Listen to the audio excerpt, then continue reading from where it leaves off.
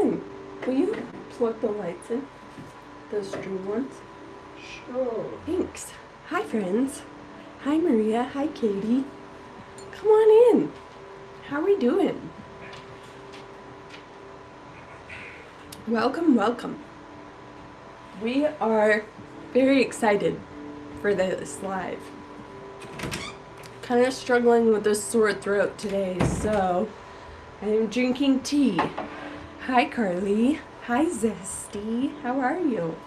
Come on in, Esmeralda, Jen, Colette. Hello, friends. Hello, Wonder with me. Hi, friends. Come on in. Hi. I'm so glad you guys are here. Jazzy Jazz. Love your screen name. Storage Finds. Welcome, welcome. Come on in, guys. I got a little cold going on. But other than that, I'm doing well. And yeah, it's just really cold and really dry, so it is what it is. You're so welcome. Welcome in, you guys. So, I just want to start with, hi Lily, how are you? I just want to start with, kind of like a little reminder of my New Year's Eve show, my private New Year's Eve show. I'm super excited about that. It is a private show. It's going to be really fun. I'm curating for that right now. And also go bookmark my show for tomorrow. I have close to 100 items that I'm going to be doing $5 starts with. So I just want to start with giving you guys a little bit of a history of how I got into reselling and just kind of where we are now. So I started reselling in 2018. I have to ask him for dates. I don't remember dates. I don't remember names. He does, so I'm going to refer to him for that. So I started in 2018. Some of you may have already heard this story, but I was almost arrested because I missed a court date for a debt that I previously owed in my previous marriage. When you get divorced, all of the debt collectors come after you because they know that you're splitting your assets. So I missed the court date, and a police officer showed up at my door and was like, if you don't pay $400 right now, you will go to jail. So, hi Bree. I ended up having to give the police officer my last $400, our last $400. Close to last. Yeah, we had a little bit after that, but we were just so defeated. I just remember being really angry, really upset, and really wanting, hi Mandy, I'm so glad you're here, and really wanting to just bring in extra money because we were so sick of not having enough money at the end of the month, you know? So Steven showed me this video of Gary Vaynerchuk, his name is Gary V, of him going to garage sales and flipping stuff on eBay. And I was like, I can do that. I promise you, I can go to thrift stores and I can flip stuff on eBay or whatever we were trying to sell on. So we started doing that. We grew our listings to 7,000 listings across eBay, Etsy, and Poshmark. We sold on Depop and Mercari, and we were working to the bone. We had 3 VA assistants in the Philippines who were helping us list to all of these platforms. And I got about 5 months into my pregnancy with JJ, and we were listing anywhere from 40 to 75 items a day. And I got to the 5th month of my pregnancy, and I was just like, I am so done. I'm so burnt out. I have listed thousands of items. I've taken thousands of photos. I've touched close to like 500,000 items just to find these items because I'm sourcing everything from the bins. And I was just kind of a frazzled, uncomfortable pregnant woman, and my husband and I got kind of in a heated discussion because my husband wanted to be free of his corporate job, and I'm sorry. Okay, I'm sorry. So anyways, I was just like working myself to the bone, and yeah, we, lo and behold, found Whatnot. I did 1 or 2 shows, and we were like, this is it. This is what we are going to do. So immediately we pivoted and we hopped into Whatnot. And yeah, we haven't looked back since. So there is one secret that I'm going to share with you guys that you guys do not know. That the complexity of selling live is incredibly mindset oriented. If you do not have a good and proper mindset, selling live can be so difficult. And I am about to introduce you to my secret weapon. I'm so nervous. My secret weapon I'm so to making sure that my mindset was always in the right place. Someone who I love dearly, who loves me and knows me, and knows who I am as a person, and who has coached so many people. My husband has coached sales teams and sales reps, and sometimes up to 50 agents at a time. So I really want to introduce you guys to, his name is Steven. You gotta come in. Come on. Brie, I'm just kidding. I'm not that nervous. I'm not that nervous. Hi, Seashell.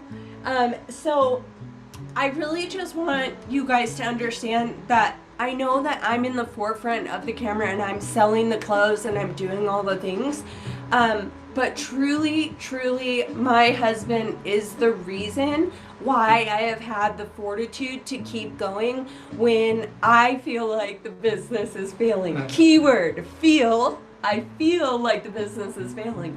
But truly, Steven is my asset in life. He is my partner, and he's a gem. You guys will love him so deeply. We kind of have to like split this live up. I know we said we were going to do it together, but JJ is kind of a mess right now, so I have to go be... Yes, can she get one of those? What? A clone of you. Bearded, I'm just a kidding. bearded bald man? They're everywhere. So I'm going to be popping in and out, you guys, but really, we really just want to help others go live. Help others see the value in going into live sales. So if you guys are new to this, if you have other people, thank you so much for sharing our live. If you have other people who are interested in this, tag them, send them in, because this, I'm not kidding you, this is gonna change and blow your mind. All right? Wow. I love you guys so much. I'm gonna be in and out because I'm going to be on kids duty, and I have to go pick up our dinner. And you're gonna be modding, right? Yes, and I'm gonna be modding, but I'm gonna pass the baton to my secret weapon, who is why I am so successful on this app. You're welcome. I love you. And I love you all. Look how many people are sharing. Let's go. Let's go. The pressure is on No, now. it's First not. of all, I want you guys to notice, this is my son's easel. He's 2. I'm a big, like, we have whiteboards throughout our entire house. I have to mod you so I can use your phone. Yeah, that's fine. Okay. Wait, okay. And then you should switch over if you can. No, I'm just gonna be Steve. I've always Lance. wanted to be mods, guys. Actually, this is the reason why I wanted to set this up, so that I could be a mod. So I'm gonna finally. be Steve Lance. I'm gonna ruin your reputation on Whatnot. I'm gonna block you. No, you're not. One night, Jen blocked me out of a show. You guys believe that? And I wasn't even in the house. I was out and about, and she blocked me from a show. I am very excited. I wanted to show like this right here. This is my son's easel. We have whiteboards throughout the house because I love whiteboards. This is my son's easel that I had to set up because this is the studio. You guys may recognize it when she's doing her shows. And I had to figure out how to get it up high enough. So these are packages from yesterday's shows. They will be going out tomorrow, but for now I'm using this to like hold all this up, okay? They won't be damaged, I promise. I needed a way to use this. I'm really excited. I'm curious how many of you are here because of Making Grace. Like you're here because of Jen. Just you can do a thumbs up or just let me know. Like that's why you're here. Yes, Wonder with me. And by the way, I watch the shows. Usually, yep. So I'm gonna recognize a lot because I watch the shows. I'm in the background. I'm usually running around with the kids, so I'm not like in it. Yeah. Okay. Cool. Good, because I think it's probably going to be confusing for some people walking in that are like, oh, Making Grace Vintage, and then there's this bearded bald man on the screen. But luckily, Jen is going to be modding. So we've done, I'm curious how many of you have joined Q&As in the past with where Jen and I are usually sitting on the couch and we're just like going through the chat, looking through and answering questions. Anyone familiar with those? Okay, Double Trouble Thrift. Yeah. Okay, never first time. Sweet. Okay. Cool. Okay, just Rosa, the Bin Ninja, which is such a cool name, the Bin Ninja. Does that mean you have a Goodwill outlets near you? I'm curious. Okay, cool. I'm glad you guys have seen those before. So we have done I don't even know, currently reseller, like 5 other platforms I wanted to try to do live. Okay, cool. Carly, I feel you on that. I'm gonna give you guys a little background. Jen gave a little bit, but we've done these Q&As. We've probably done them for close to 2 years that we've done on and off done Q&As. So. Okay, love it. So Bin Ninja, I don't know if you guys call them out there, but Jen was like, they're called boats. Like the people that work at the Goodwill call them, at the Goodwill outlets, they call them boats. And so, but don't change your name because Boat Ninja is not nearly as cool as like Bin Ninja, you know? No, they don't. They do. I heard this, breed. This is legit from a good source. That's what I call it. I made that up. I'm gonna have to have Jen verify on that because she was the one that told me that. I don't have the, what's up, Jesse? I don't have the reselling skill that Jen has. She told you a little bit about our story. Just as a quick recap, we wanted to get, Mr.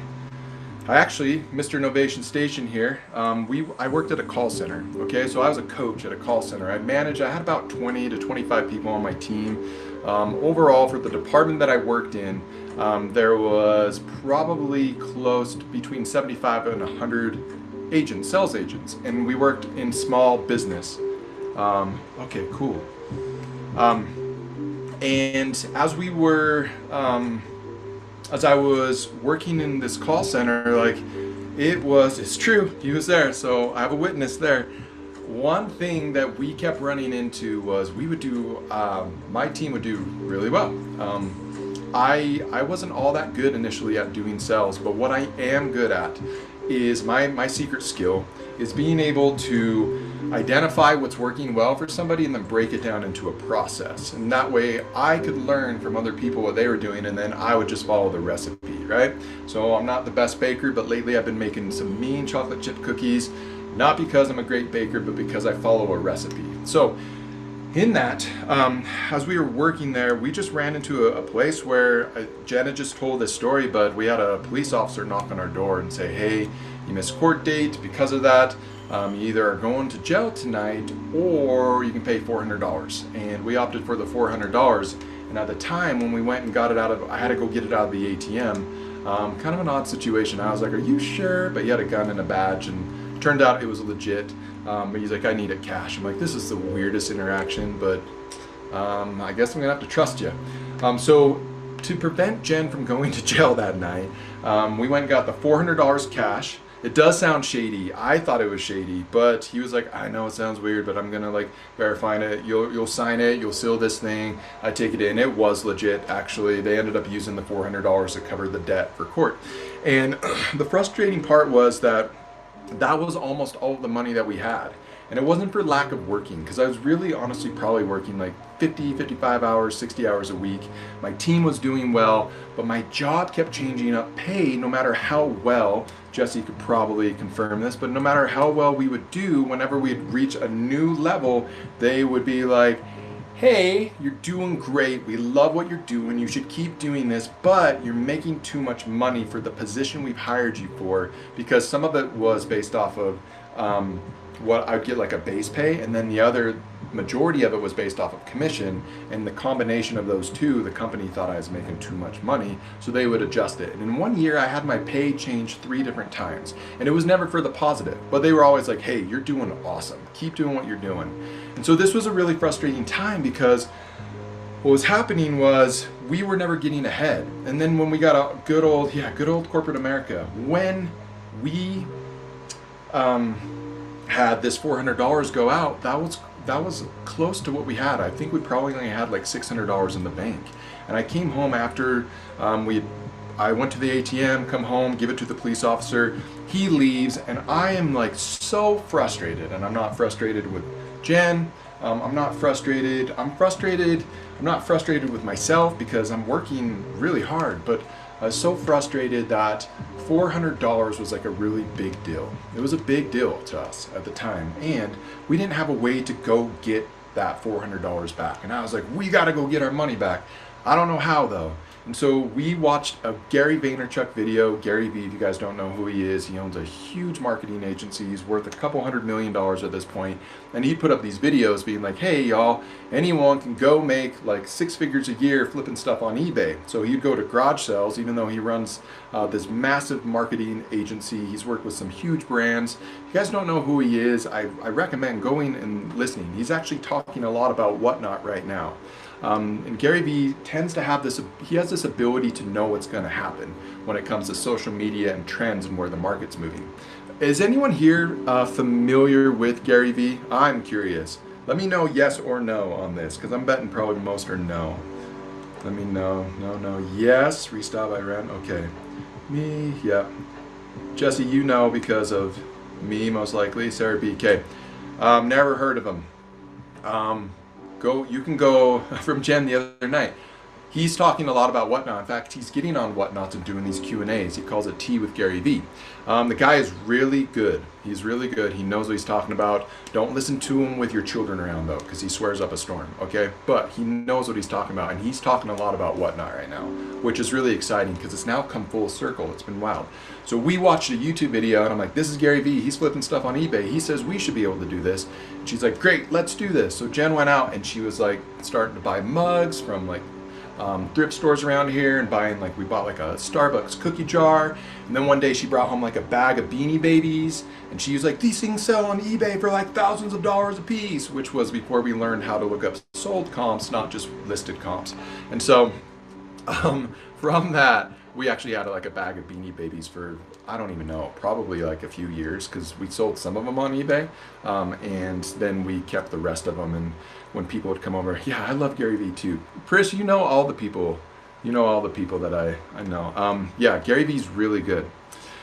And so from that led into this journey into reselling. Now, we quickly pivoted, probably like 2 months, when I'd come home like, hey, why is eBay taking all this money out of our account? They put money into it, but then they take money out of it. How does this work? And she's like, I don't know. I just go through when I list and I click these things, and I'm like looking through, and I'm like, well, I think we pay extra for this. I think they're taking it from this. And I was like, I can't like confirm whether or not we're making money, and I don't have time, because I'm working like 50, 60 hours a week. I don't have time to figure out this eBay thing. And she's like, okay, well, let's figure something out. She comes home and she's like, you know what? One day she's like, we're gonna sell women's clothes on Poshmark. And so our real reselling journey actually began on Poshmark. That was in October of 2018. And from October to 2018, we ended up selling on Poshmark. Then we started selling on Mercari. I'm curious who here sells on any of these platforms. Let me know if you're either currently selling on them or you have before, just to get a read of like how many here are. Yep, feels like Jesse is part of it. Mercari currently. I guess Mercari is a bad word. Double Trouble Thrift. Either currently or Mercari was muted. That's hilarious. Both been to the mall, yeah. Man, I know you got muted for putting Mercari. They're like, no. I sell the most on Depop. Yep, we sold on Depop. So we ended up at one point, we ended up selling on 5 different platforms at the same time. So we were selling on Depop, Mercari, Poshmark, eBay, and Etsy all at the same time, and we were cross-listing to each one of them. So we used Vendoo at one. I think Vendoo is one of them. I think that's the cross-listing platform. We used List Perfectly at one time, and this is probably 4 years after we begun. And so we had gotten up to the point, but also sell here. Don't know what is better, but always feels hit or miss regardless of how good my kids' vintage is. Cool. Double Trouble. We're gonna talk about that. I'm about to sell on Poshmark. Okay, Sarah B. I love it. I use Vendoo. Okay. So we ended up growing this to about 7,000 items spread across all of those platforms at one point. And then we ended up getting one storage unit because our garage was filled up. And if you guys have ever had this experience, if you've been selling before, you're listing as much as you can, and then because that's how it works, right? And then your 7K items is insane. It really is insane. Not on one platform either. That's on 5 different platforms. It was insane. And the reason why we were doing that was really simple. What we had learned was when you, for eBay, what we were learning from like all these, we were watching like YouTube videos. I love it. Restyle by Ren. Been on Posh since 2017. Yep, we were a year after you. So we were selling on all these platforms, and what we had learned from eBay, at one point I'm like, okay, we were running into problems. Our inventory system had to be redone every time we leveled up in how many we were listing. The idea was we were listing like at one point like 5 to 10 items per day, and then we started making 5 to 10 sales per day. And we learned this thing where it's like, well, on eBay, if you want to increase how many sales per day you're getting, then what you want to do is list that many per day consistently. And I was like, well, for us to do this, I want to make like between like 30 to 50 sales a day. So we're going to list 30 to 50 items a day. If any of you are stressed out by the statement I just made, listing 30 to 50 items per day, that means that you have done this before, because we were doing it. Yep, right here. Yeah, exactly. I'm tired already, cries in Vintage. Which your name is awesome. It was a lot, but from what we were learning, it was like, well, if we make 30 to 50 items per day, if we are listing this many, eventually the algorithm will catch up and we should be able to sell that many. But we need to do it over the course of a couple of months, possibly like 6 months, which I'm currently listing things while I listen to you. Okay. Yep, I can't tell you, like, we lived in this world. So I was working in corporate America. I left that call center job. I got something that was going to pay me much better. And I would get up in the morning and I would steam clothes. We'd get up at like 4:30 in the morning and I'd steam clothes, and Jen would be photographing. I'd be preparing them and measuring them and putting it. We had a spreadsheet that we put all the information into, and then we would send that over to our VA. We had 3 VAs at one point. One of them was in the Philippines, 2 were in India, and then they would list onto our List Perfectly site. And then when sales would come in, we would have to make sure that we go into List Perfectly and remove that. And then we would have to package all those up once they were photographed, and then we put it in a bin, and then we'd take them into these big banker boxes and we'd haul them into our storage unit. So we'd drive to our storage unit, and then when we go take those to the storage unit, all of our sales would come in from that day, and then we would go through our storage unit, which eventually ended up being 2 units. And they were like the big units as well, and they were just lined with banker boxes. Like if I showed you photographs of it, you'd be like, oh, that's a lot of items. And we were doing this. I try to list 5 per day. I also work full time. Yeah, it's so much. And I am sorry if I'm giving anyone like PTSD that has done this before. Like, I get it. Like, full on, Jen was in it. It's so much, and doing even like 5 items a day consistently, what that requires is you list the 5, but if you want to list on Saturday and Sunday, you put it into drafts. So over what you need to do is plan on putting an extra 10 in drafts. So you're not listing 5, you need to list like, I don't know, like 7 or something like that. So, yeah, full on. But Priscilla, you made it out. All right, you don't have to list anymore. Have you stopped listing on other platforms? Yes. I do that now, but for Whatnot shows. Okay, good to know. Yeah, I made it. So after all that, we're driving around, and Jen is reaching these points of like burnout. We hired somebody to come into our business, and they were coming in house. So Jen's working; she would source, and then someone would be in our house, and we were trying to get up to 100 listings a day.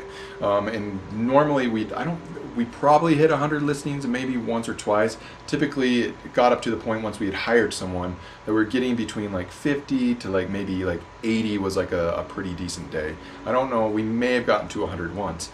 And we were getting an increase in sales, but the problem was like it was so much because I'm working full time. I'm getting up early in the morning. I'm preparing items. Jen is photographing stuff. And then we would have our employee, she would come over to our house. I would work, and I was working remotely at the time. And then I would work my job. She would be listing downstairs while Jen would go out sourcing and find more stuff. And and then at night, once our employee went home, Jen would get home from sourcing, I was done with my job, and then we drive to the storage unit, and then we package up all of those orders, okay? And then we have kids too, right? So it was a lot. Did we just give, I feel like somebody bought something. And I'm like, as you guys can tell, like I'm the confused one. Oh, someone bought coffee. Fantastic. Thank you so much. Thanks y'all for letting me know. Like Jen would have been right on top of that. Thank you so much for the coffee. Really appreciate that. So one night we're driving around. We're actually driving over to Novation Station's house, Jesse's house. I don't even know we told Jesse about this. And as we're driving over, Jen and I are like, thank you, Chanel, that was you. So we're driving over to Jesse's house, and we are like, just like, we're in kind of like we're in a disagreement because we are working so hard. I'm working full time. Jen's working full time. We have a full time employee that we're paying, so we have to pay her before we're even getting the profit back from the business. And it's working, but it's not working fast enough. And we know that it's going to take some time to do. And it was just like, I was so frustrated. I'm like, I've been in sales for years, and this is the only business that I know that we essentially have a store that's open, but we can't like drive traffic to it. There's no way we can drive traffic to this. I mean, I guess we could go make the YouTube videos and go do haul videos, and we could do like thrift with me videos and like talk about death piles, which we don't have because we're listing all of our stuff. But how are we supposed to drive traffic into our eBay stores and our Etsy stores? And at this time, we were only selling on 2 different platforms. We got rid of Poshmark and Mercari because we kept running into problems. Something would sell on eBay, and we would death pile culture, 100%. And I can't even tell you how many people I've seen on TikTok literally crying on TikTok, being like, I have so many death piles, and I don't even want to list. I don't know what to do. And I'm like, this is nuts. And so from that, what we got into this thing, and I was like, how do we, like, you have like 5,000 people on Instagram. Why don't we just hit them up and be like, do you guys want to buy our stuff? Yep, everyone has a big death pile, right? So many all over my house, my shed, and my barn. I'm trying to make it out, still listing 20 items a day. Woo! Hopefully with adding Whatnot by spring, I'll list 5 items and run 3 to 4 Whatnot shows per week. I love that. What's a death pile? A death pile is this. You go out as a reseller and you do the thing that you actually really love to do, be a treasure hunter. And you go out and you find a bunch of treasure. And you're like, this is the best. And you get like that full, like the reward for going out and finding all those items. And then what you do is you bring those items home and you look at them and say, you know what I should do? I should go get more. I should go get more right now, because that's my favorite part. And listing and photographing items and steaming these things is the worst part of it, and the best part is finding the treasure. But here's the crazy thing. Every reseller doing it to what we call traditional reselling has this because, here's the thing. You don't know what's going to sell and what doesn't sell until it doesn't sell or it does sell, right? And so that was the other thing. We were listing all these items, but we're not actually getting like real-time feedback of what's working and what's not working. And so it was like, well, let's just keep going. So it's like Restyle says, is you have a pile of potential profit, but it can't be turned into profit until it's live on a store, right? So you can't, it's like having a bunch of stuff at a grocery store that's in pallets in the back. No one's going to ever buy it. You got to get it on the shelf, right? But it becomes overwhelming because it's a lot to do. You got to write the descriptions, you got to do the measurements, you got to do keywords, because really what you're doing is you're taking an item and you're putting it into a search engine. So you want people to find your item. It was overwhelming. And Jen and I were going through and we're driving to Jesse's. We actually drove around Jesse's for a while as we're like, essentially like arguing, where she's like, I'm burned out. And I'm like, well, I don't know how else to do this. Like, this is the only business I've ever heard of where we just put it on the shelf and we just wait for someone to come buy it. And the only way that I know to make more money is for us to continue to list more, and it's catching up. Like, our business is growing. It's just a little bit. And I was like, but I'm frustrated because I'm in sales. And if I need to make sales, I will go find the people who want to buy my stuff. This is the only place that you just put it out there and you just wait for someone to come buy it. And I don't understand that, and I'm frustrated. What if we sell this to people? What if we sell it to your Instagram? She's like, okay. And I was like, how? She's like, how would I do that? I'm like, I don't know how, but we have like 5,000 people. Hi, Samantha. We have like 5,000 people that are on your Instagram. We just need to put it in here. Samantha, you probably recognize that I am not the beautiful blonde woman that is normally on Making Grace. That is my wife. She is modding right now. So I hope I'm not throwing anyone off as they enter into this. So I was like, let's figure out how to do that. And from that conversation, that's how we found Whatnot. Okay? Because we started looking up like, hey, how do we sell? And there was like software out there that could teach us how to do it, but we found Whatnot, and I was like, okay, let's try this thing out. So that's how we learned. What we've done is we had this process in place, and in order to have 7,000 listings, and in order to have VAs and be able to run an inventory system and put it into a spreadsheet so you can find all your items, because we needed backup systems and all these different things. You have to be like on top of it. You got to be organized.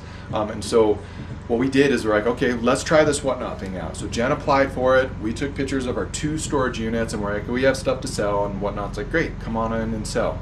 So Jen did a show, and she sat down, and Jen also at the same time is 6 months pregnant with our now 2-year-old JJ.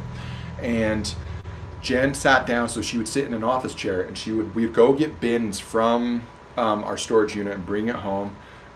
Dewey Love, yes. Does anyone remember these shows? I know Mandu, I know you do. Was anyone part of these? You saw like Jen was becoming like more pregnant by the day type thing. I know you can only be like, you're either pregnant or you're not. But yeah, the big room of clothes, where we had so much stuff that we were just like, okay, well, let's just bring this in. So we,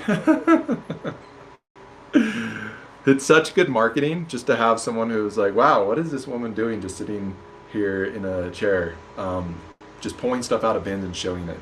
A buyer's dream, 100%, because we had so much stuff.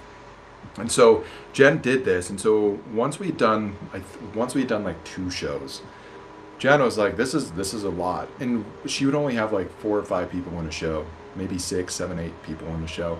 And I remember by like her 3rd show, she'd made some sales, but she was doing like $1 starts. Nothing's like really popping off, because there's not many people. Yep, one 12-hour show when she's gonna go have the baby. Yep, 1 12 show when she's gonna go have the baby. Yeah, so. That's where I am. I've done 4 shows so far, a few sales. And that's where we were. Yep, that's right. Do relove. Jen did a 12-hour show, 12 hours straight. And it was a lot. And that is insane. That's absolutely insane. Like nonstop, like I was just like putting food underneath the door and like putting water. I'm just kidding. I did not force her to do that, by the way. Okay, run it back, Jen. Another 12 hours. Let's go. I was worried for her. She's a champion when it came to that, and that was the thing that we ran into with the reselling traditionally. Is it wasn't a lack of work ethic. If you guys have seen Jen, she will go. She will do the thing. It was just burnout, where it's like I don't know how I'm going to do this, and how many years do I have to do this? So it wasn't a lack of trying or anything like that. It wasn't a lack of like, oh, I'm being lazy. Like she did that. And it was a lot of work. And so we ran to this point where I was so stoked, and we began to pivot from after doing like 2, maybe 3 shows on Whatnot. I'm like, we're done with eBay. We're going to systematically start pulling all of our listings off of there. Same thing with Etsy. And they were still making money. We were still making sales on eBay. Here's the thing. We were making more money per item on eBay than we were on Whatnot. And so this is really like secret number 1. I want to tell you guys this because for those of you that are traditional resellers, or you're like, because everyone here who's watching this thing is most likely, yeah, volume was where it was. That was the name of the game for us. For those of you that are new to live selling, or you've seen this and you didn't do traditional reselling, just know that's how the model works. Is you really got to put in the work and do the daily listings. If any of you follow any of this on like TikTok or YouTube or any of those things, that's what you'll see. And were you just selling clothes on other sites? Because I also have sorts of things: household, kitchen, toys, clothes. Mainly we were doing clothes at this point. We had sold other things previously to that, but then we pivoted. Number 1 was just because of like the storage of things, because and then the shipping of things as well. And so when you have like an eBay store that you're selling everything, you gotta have like so many different bins and things to be able to store these items, and then different ways to like what do they call it, like Frankenstein a box together so that it can fit, and making sure. We sold some cookie jar, we sold some other things as well earlier on. But what we ran into is like, hey, jars and dishes and appliances break, and I've never seen anyone drop a shirt and it breaks. So let's sell clothes instead.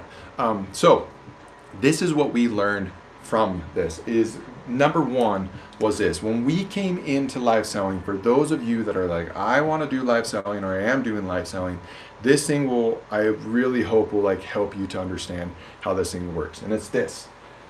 Okay? Live reselling is not a product-based business. So if any of you are currently a traditional reselling, it is not product-based. So I'm going to write product. Couldn't spell it. It's not product-based. It's a process-based business. Okay?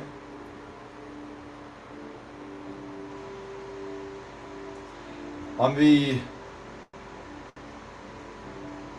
going to end up standing in front of the board that I'm writing on. I hope you guys can see that. Yeah, okay.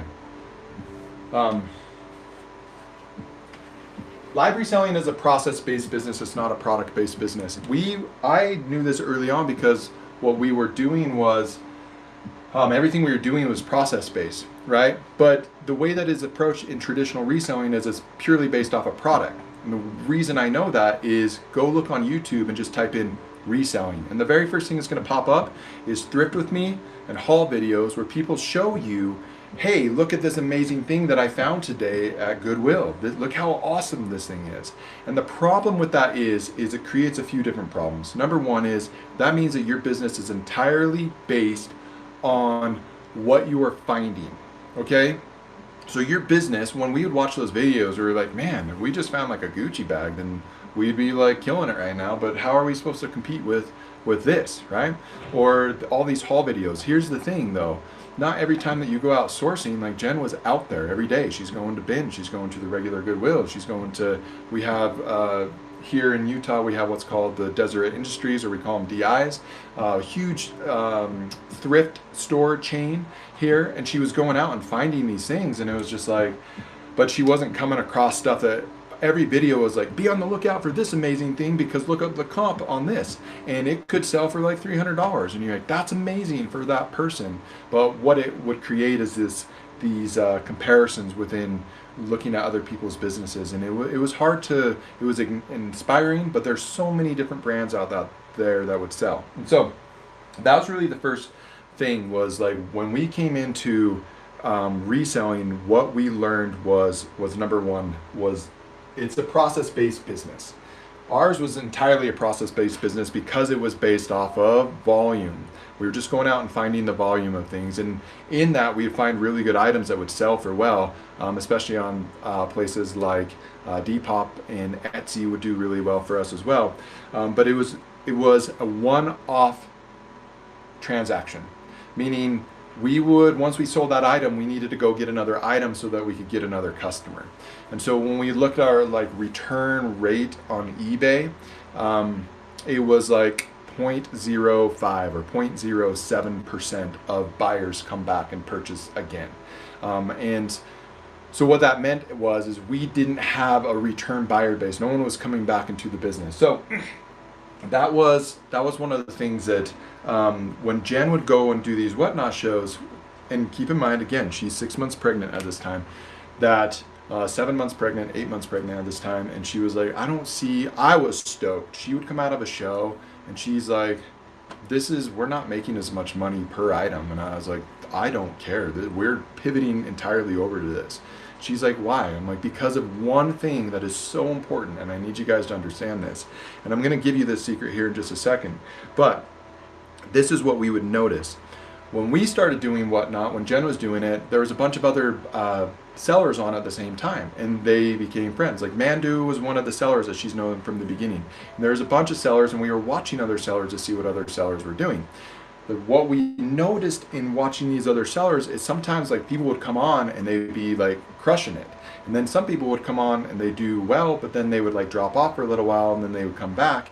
And it really came down to this idea that I think was missing for a lot of people when they get into live selling. And this is the main thing that I really like. I'm going to give you 3 things tonight that I want to lay a foundation so you guys understand what the difference is between traditional reselling and live reselling. They are not the same thing. And if you bring a traditional reselling mindset into live selling, you're going to get crushed. And the reason why is because the mindset in traditional reselling is based off of the product that you pick up. The product that you pick up is the value of your business. So it's entirely a product-based business. In live reselling, it is based off of a service that you provide to your buyers. That's what it is. You're providing a service. It's not just the product itself. Yes, obviously product is involved, but finding the product and delivering the product and putting it in front of people that like it and then shipping that out and having them come back, that's an entire service that we do. So that's why we say, number 1, it's a process-based business, not a product-based business. Number 2 is understanding this really important thing, okay? I'm going to explain this, but I want you to understand 2 terms for this, okay? Number 1 is it's called customer lifetime value. All right? Also known as CLV. We call it LTV sometimes, like lifetime value. Mandu, didn't you just say it's a service today? It's 100%. It's 100% a service that you're providing for people. What you're doing is you're going out and finding product and then you're delivering it through an experience to your buyers, right? It's a different thing than when you go out and buy an item. I still even think that traditional reselling could be considered a service in that sense, but the focus is finding the product itself. Go look at, just type in resell, and I promise you everything in resell, traditional reselling, on selling on eBay, selling on Poshmark, is all about the product itself. I know that Poshmark really is like social media, that's what we are, meets reselling, but I think the difficult thing about that is everyone has like 200,000 followers on Poshmark, but everyone's like reselling and sharing their closet, and everyone's doing the same type of thing. And so it's not really like the same as doing, like, for example, Whatnot. So you're still in this place of, I gotta find an item so I can sell an item. And then once that item sells, I gotta go find another item so I can sell an item. Because every item equals one customer. And so you always have to go out and find one more customer. And it's entirely based off of the product that you're picking up, okay? So customer lifetime value. Customer lifetime value means whatever people spend within a business over their lifetime is what the value of that customer is. Does anyone want to give a guess at what Starbucks lifetime value is? And this is crazy because I actually looked this up about 9 months ago and then recently heard what it is today. Does anyone want to guess what the lifetime value of somebody who goes in, an average customer at Starbucks is? I'm curious. Also, I just realized that y'all can just like Google it as well. So you're like, it's this. Anyone want to Google this thing real quick? Google what the lifetime value of a customer is. 150K, 10 years. I like what you're thinking with this, Just Rosa. Like, Just Rosa's like, they're gonna be with you for like 10 years, right? 150K. So here's what it is. When I looked it up back in February, I think it was somewhere between like $6,000 to $8,000 on average for a customer. Meaning a customer comes into Starbucks, 15K. Happy as can Bree. Did you look that up right now? Because I'm pretty sure it's like, yeah, I'm pretty sure it's at like, okay, fantastic.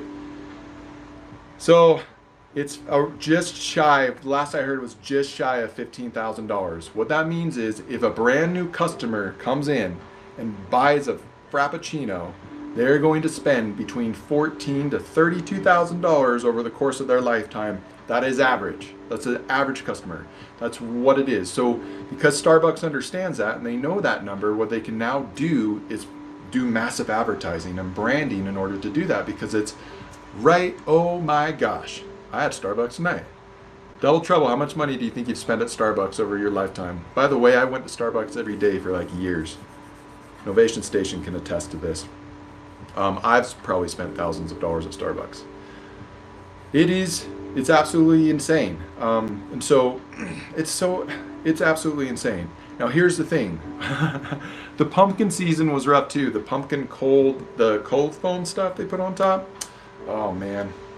That double shot macchiato, that's right. Wait, triple shot. Yeah, you got it. It was triple. When I order coffee, they will ask me if I'm sure about my order. And I'm like, hey, can I get a caramel macchiato, an iced caramel macchiato with 3 shots was what I would do. And they're like, it comes with shots already in there. I'm like, I know what I'm doing. Don't talk back to me, Starbucks. I come here every day. I've been here longer than you have. So, yep, the iced brown sugar, yes. The cranberry bliss bars, that's the other thing, right? They have other sources of revenue, so you end up spending more money with them. Here's the thing, for those of you that are traditionally reselling right now, what is the lifetime value for your customer? This is what we realized, because I was learning this stuff. Oh, those bliss bars are so good.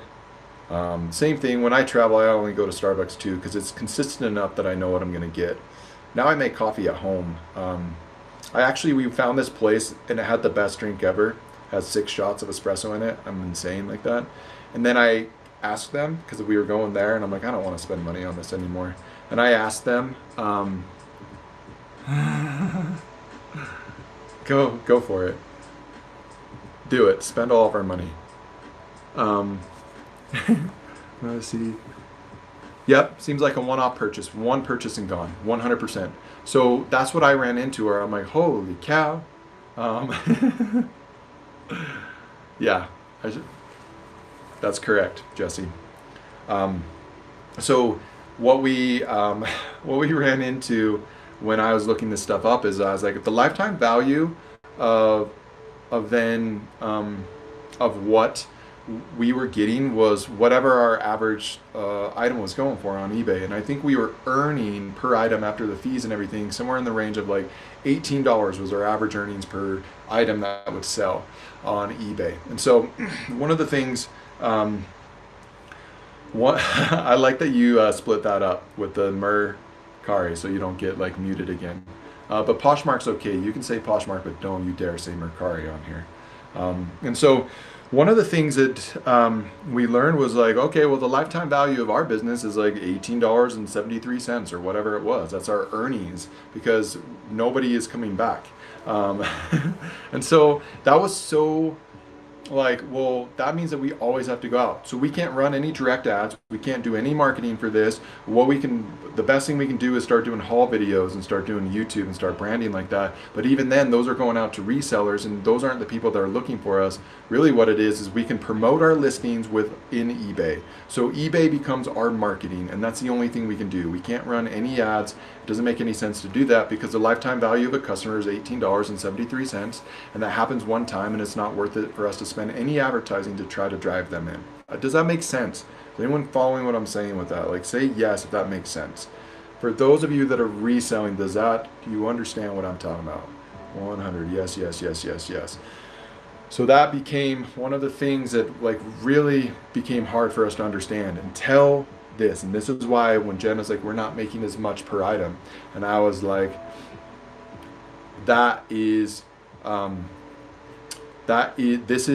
we're not making as much per item, but we're winning. We're winning. She's like, why? Because we have people coming back. Because even though you just did a show and 5 people showed up, the next day when 7 people showed up to your show, 3 of those buyers came from the day before. And yeah, they didn't spend as much as nearly what we're getting on eBay, but we have a return buyer. That's amazing. Like, that changes the game. So this is what you need to know. This here is the key. So CLV. If that is greater, your customer lifetime value is greater than what is known as your CAC or your CAC. This stands for customer or cost to acquire a customer, or customer acquisition cost. Okay, I'm gonna write that down. Customer. I'm gonna spell it right. Acquisition cost. Okay. What that means is as long as your CLV is greater than your CAC, then you're in business. Because what that means is you can now go out there and find more every time that you find a customer, your value of that customer, the more customers you have, as long as it's greater than your customer acquisition cost, you now have a business, okay? If your lifetime value is like $50 or less, I'd even say $100 or less, it's going to be very difficult for you to scale your business. You just can't, because you can't put any money behind it. So what you have to do is use a lot of organic marketing in order to drive people in, and then over time, hopefully that can do that. Or you got to use a promotion through eBay or any of these things, okay? I'm just going to catch up on the chat. Go on eBay to find that product, not because you made a connection with them. Exactly. eBay is a search engine. It gets exhausting trying to get customers. And in a weird way, because it's also in a weird way, it's also about personality. I watch Jen too because I love her bubbly personality. I love her too. I agree, and because of the great stuff too. Very true. Part of this is entertainment. If someone looks angry or annoyed, I leave a show. Oh, I got a lot to say about that. Or if they're yelling. Yeah. Can you imagine walking into a store? If some of the sellers like acted this way, like in person, buy this thing. This is worth more than what you're buying. What are you doing? Right? You're like, I'm out of here. This is crazy. So this is secret number 1. It's a process-based business. This is secret number 2. Customer lifetime value is everything. Okay? So I hope that makes sense. Or the people who roll their eyes because no one is bidding. 100%. Yeah. Don't do that. Don't do that. No one enjoys that. No one is obligated to purchase from you ever, okay? Now, here is the last thing that I want to share with this, okay? So now we know that we have a customer lifetime value. That customer lifetime value is not based off of one transaction. So now it becomes one thing, and one thing only is what we are going to focus on. Here's something that we've done. So we were just going through this. You guys may know we have a coaching group. We have like a dozen people in there right now. We've had a couple dozen people in there, and one of the things that we were talking about as we were going through on Monday, we were talking about this, and it was like, hey, how do we figure out the lifetime value of customers? And if you are currently on Whatnot, you can go to your Whatnot analytics, click your overview overall, and if you look down, it'll actually tell you your top 10 buyers over whatever given time frame you're looking at. Okay, so if it's a year, it'll tell you what they've spent with you. That'll give you an idea of like what your top buyers are spending with you. But what we noticed as I was tracking this is that the lifetime value actually goes up over time. So this lifetime value actually goes up over time. Okay. Because they come back and they buy more. So if you're first starting out, month one, your lifetime value might only be, let's say, $100. Somebody spends $100 with you on average. So your customer acquisition cost, to give you a little hint as well, your customer acquisition cost on Whatnot, for the most part, unless you're doing some sort of marketing to bring them in, is going to be whatever it costs for you to get that customer, right? So this is where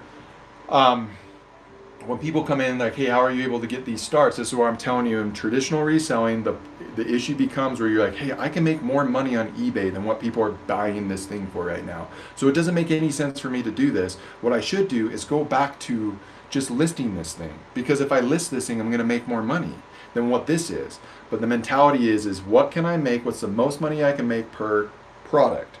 When you're running a process-based business, you're like, my entire process is around one thing and one thing only. It is around the process or the service that I provide so that people continually come back to my show, which is secret number 3. How do I get return buyers? Return buyers. All you're doing is cultivating your entire business around this one thing. How do I get people to come back and give them such an experience that they come back in over and over and over again? This is so, I can't even like tell you like how, I've talked about this a lot. If you've ever been in my Q&As or our Q&As, we've talked about this a lot, and it's so important that we understand this. Like if you just adopt these 3 things, this can change everything for you. And so I am curious for how many of you in this show right now are like, I'm currently approved to sell on Whatnot, but I've done like one show, or I haven't done any shows, or I've done just a couple of shows, but they were kind of hit or miss, and I haven't done it. I'm just curious if you guys are okay with being like sharing with the group. I'm nervous to go live. Cries me, yup. Okay. Okay. Just did my first show today. How did it go? Getting ready. I love it. Red Blend. Haven't done a show in 10 months. One show, up to 22 people, 30 sales, $130. That is awesome. Good job. Unconditionally pre-loved. When did you do your show unconditionally? Your show just started thinking about selling. Okay. Just Rose, I'm curious. Remind me, are you selling on other platforms right now? Went well, made 3 as the first attempt. Let me go back just a minute. Nice. About a week ago. Sweet. I've done a handful of shows. It's the anxiety to hit the go live button is real. That's me. Dip my toes. Learned real quick. It takes consistency and being in the right mindset. So this right here, return buyers, 100%. This is consistency. Now, here's the thing. We've done, I don't know, a few dozen. Let me just read this real quick. No other platforms. My main thing is finding time with the kids. It's hard for me to go live and still take care of them. I feel you. More like no platforms at all right now. Okay. 3 sales, never done before. Also was nervous. Okay. I sold LLR. So I'm very comfortable going live. Just didn't know if there was money doing resell. What is LLR? I like going live, but not many sales yet. A few, though. Mandu is a repeat buyer of mine so far. Love it. Okay, thank you all for sharing that. That gives me a good idea. Because what we've run into is a few different things. LuLaRoe. Okay, gotcha. And you were doing that live. I'm curious what platform you were doing that on. Or were you doing that in person? Let me know. I'm curious. Okay, Facebook. Okay. This is some of the things, and maybe this will resonate with some of y'all. So, some of the things as we were talking when so give you an idea. We have a coaching group that we do. Maybe we're gonna stop by around this. That's so awesome, man, dude. She's like, I'm on top of so many lists. I'm crushing this thing. And then you tell you tell other people, you're like, I'm sourcing for my show. I say, you're spending so much money on here. I'm sourcing. I'm actually getting ready to do a show. That's why I'm doing this. I've had people. I'm a top seller to top buyers. Does that count? Yes, and in person. Cool. Number one, I win. I love it. So here's some of the things that we found that have come up over and over again as we've talked with people. Either they've gone live, but it didn't go quite as well as they had hoped, and so they get into, and they're like, oh man, I only made like 3 sales, or I only had like 7 people in my show, and so they're running into like, it's the only reason is it's a comparison, because what we're doing is on Whatnot is because the app is so awesome that you're looking at all these other shows and you're like, man, this person has like 300 people in here, this person has 80 people, or this person has 20 people, and then we go to do a show for the first time and you're like, 7 people, okay, and like one person is buying all of our stuff and no one's bidding it up, and you're like, okay, I think I'm breaking even on all these items, maybe I'm making a little bit of money. And so that was one thing. Another thing that comes up, I don't get how they can get 400 people. Yeah, sourcing enough product. That's a good one to actually have. If you can't source enough product to get, because it means that you're most likely moving product. But again, those are different challenges. Typically, when we're talking with people, if they either are approved and they're not doing this. 100%. They're either approved and they're not doing this, or they've done a couple of shows, or they're doing shows sporadically for a couple of reasons.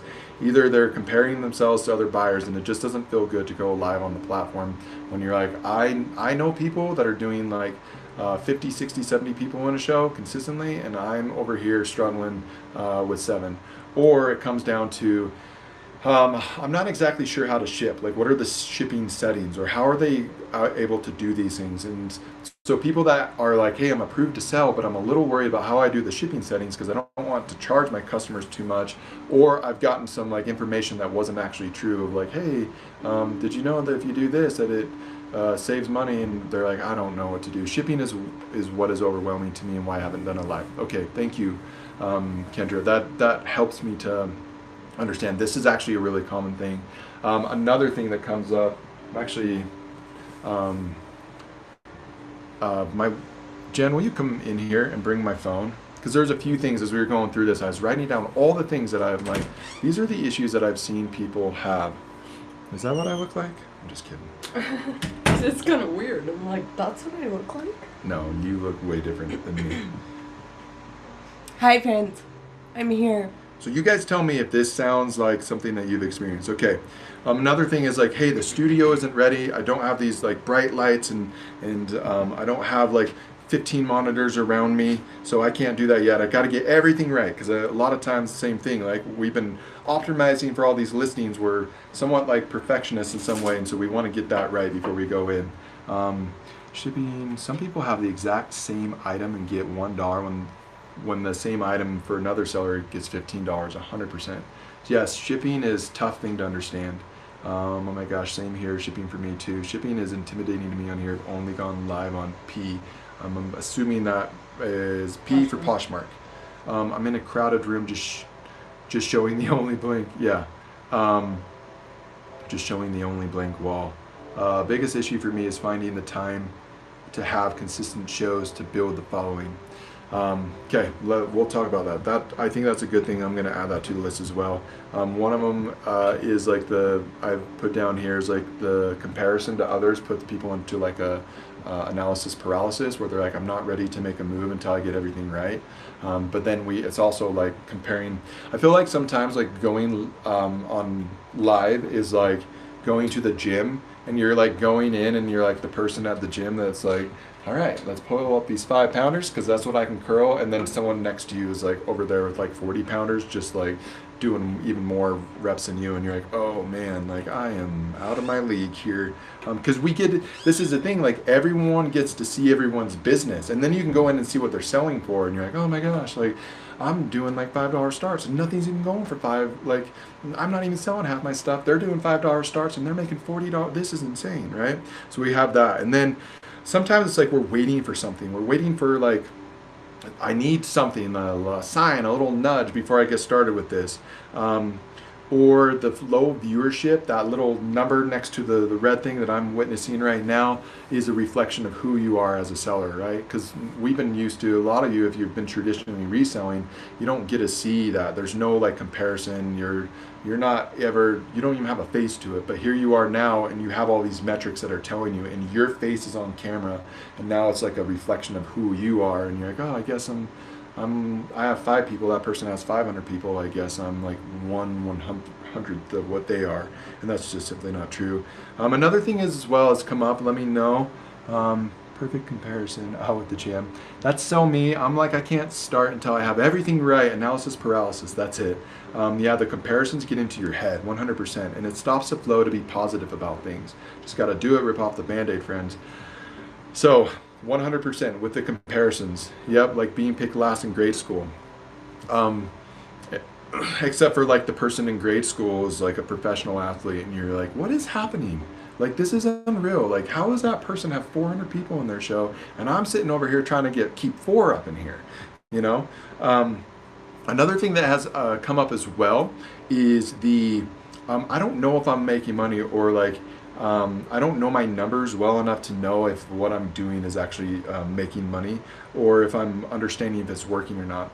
Now again, I'm going to refer back to this of being like, you got to understand what the overall objective is of what you're trying to do with your business. Otherwise, I talk about this in our coaching group all the time. It's like going to the gym and not knowing what the process of getting in shape looks like. Like, we all know what the process of getting in shape looks like. You got to work out, you got to eat well, you got to sleep right, you got to drink enough water. All right, it's like pretty basic, right? How do you send off that many packages is my question. I love that question. I'm going to actually address that here in a bit. And so if you didn't know what it was like to get in shape, and you're like, okay, somebody was like, hey, this getting in shape thing, you should go do this. You're like, all right, let's do it. What do you do? And you're like, okay, you go to this building, and this is what you're going to do. Follow these videos, and this is what you do.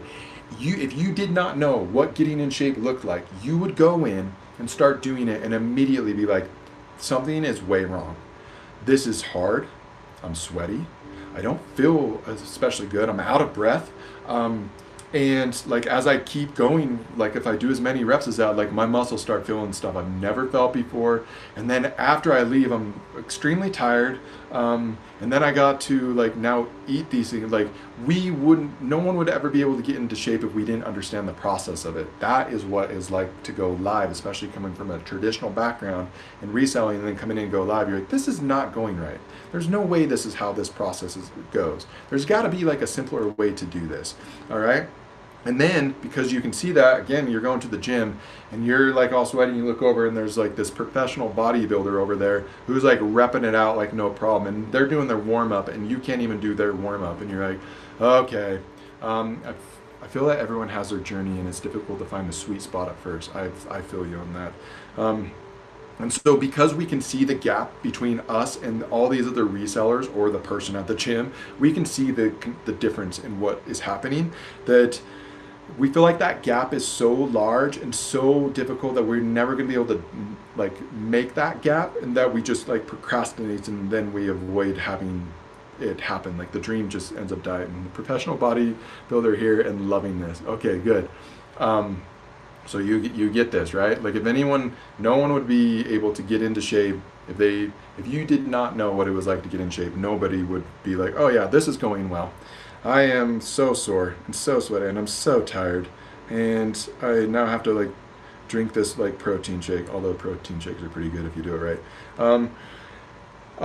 Another thing I put down is I've seen people do like 1 to 2 shows and they stop because it's not doing what other big sellers are. Or I've seen some amazing sellers. There are a few that come to mind that they get going and I'm like, this person's so good at this, and then they stop, and then because their friends like, hey, are you all right? It's like, I just don't know if this is for me. And it's like, why? Like, keep going. And it'd be like your friend that goes to the gym and you're like, hey, you're natural at this, you should keep going. They're like, I'm not getting the results. I haven't gone over for pricing. Real quick for pricing, just I think that you really need to look at just understanding. I feel you got to jump on the treadmill next to the popular girl to get my confidence up. I'll cover pricing here in just a moment. So, and then the idea of what a successful show looks like keeps people from doing that because it doesn't look like everyone else. And then the other sellers, like we look at other sellers and they seem to have it all figured out. I think this is one thing as well. Like, if you guys are here because you've seen Making Grace and you've seen Jen before, like, just so you know, like, she does really well. I think we all know that, but some of the things that are difficult is you don't see like the work that's going on behind the scenes, and a lot of times it has felt in the past, especially with traditional reselling, it's like, man, like no one knows like what I'm going through here. So there she is. I'm here with the babies, and then we don't want to get in too far into doing a show. This is another thing I think some people deal with, is like, I don't want to get in too much, but then like was brought up for, let me go, someone like, hey, I don't know how you ship that many items. And so one of the problems is like, well, I don't want to get in too far in this, and then all of a sudden I got so many items to ship and I don't even know if I did that right, and then I don't want to make any problems or have any errors with this because it's going to end up costing me money. And so those are like the main things that I'd come up with. Does anyone relate to what I just laid out, like as far as like a seller as that goes for sellers? And I'm actually going to drink some water.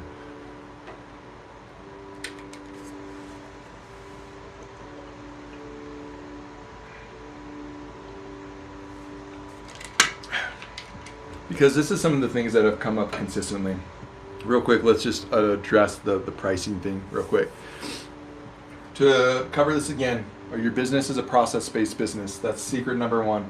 If you understand that, that can help you through a lot of different things. Understanding it's not based off of the product that you got and what you're finding, but the process that you put together, okay? Number two is customer lifetime value trumps everything, all right? Shipping did throw me off of my first couple of sales. Gotcha. As long as your customer lifetime value is greater than your customer acquisition cost, then you're good to go. Customer acquisition cost is where I'm going to just cover pricing real quick.